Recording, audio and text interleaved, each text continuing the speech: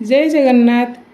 आज मु अन्नपूर्णा किचन रे गोटे नुआ रेसिपी नहीं के आसी माछ मुंडर गोटे नुआ रेसिपी नहीं के आसी देखंतु मु अबिका माछ मुंडर से रेसिपी करने देखो गोटे मीडियम साइज रो पियाज को चुन चुन करी काटी नहीं माछ मुंड गोटे आगु भाजी देती भल भागे आ काबुली आगु बतरे रखी 6-7 घंटा पूर्व ताकू सिझे देती प्रेसर रे सीटी मारिक आलू दीटा चोपा छड़े छोट छोट करके काटिकी रखीदे एबे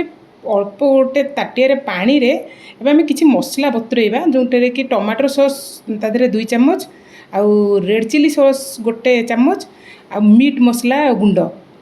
ताकू गोटे चम्मच बेसी बड़ ना नॉर्मल खाइबा चम्मचटे आउ जीरा गुंड हाफ चम्मच बेसी ना बहुत कम पकेबे आ धनिया गुंड गोटे चम्मच पकईकि आ कस्तूरी मेथी टिके देदेबा एबे ताको गोलेकी आम रखीदे एबे जो माछ मुंडा मुझे भाजिकी रखी सेटा को आम ताको भल भाव छेचिकिना खंड खंड करके रखीदे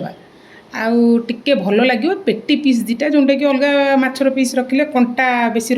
पेटी पीस दीटा भी तादे मिसेकी रखीदेली एबे जो माछ मुंड जो थे भाजी मन रखी माछ भजा तेल रे ही तरकारी करेंगे तार बास्ना गोटे अलग प्रकार हम तादे मु पियाज देदेली पियाज दबार गोटे थर खाली एमती खड़खड़ कर सारापर तादे आम आलू जो काटिकी रखी सेटा को देदेली आलू आ पियाज मिसेक टिके लाल हवा पर्यंत भाजबे तापर अदा रसुण और कंचा लंकार गोटे पेस्ट 2 चम्मच मु पकईदेली ताकू भी भल भाग कषिदबा टिके स्वाद अनुसार लुण देदेबा आ बाकी तक सब मसला गुंड तो आम देदेचु गोलेकी रखीदेचु सेटा दिहब देखो सेटा को देदेबा मसला सब बेले गुंड मसला जदि आगु बतुरेकी रखीदे अधघंटा कि 15-20 मिनट आगु देखिए तार बास्ना तरकारी अलग प्रकार आसो निश्चिंत गोटे थर ट्राए करी देखूँ खाली हलदीटा पकड़ा भूली जाइली सेटा मुझे देदेली एबे घोड़ेकी छाड़देबा आलूटा 60% सिझीगला काबुली आम आगु तो सिझेक रखी भल भागे सेटा को ये मसला देकी भल भाग कषा भल भाग कषि होगला पुणी टे घोड़े घोड़े कषा जिते भल भाग मसला को कषे देखिए तरकारी से टेस्ट बहुत बढ़िया आसो देखो ये मसला कषि सारापर मसला प्राय हो आसला टिके तादे तल लगे ना अल्प टिके पानी देकर आउ थे टिके भल भाग कषा देखो मसलाटा प्राय कषि हो आसला बास्नाटा भी बहुत बढ़िया होची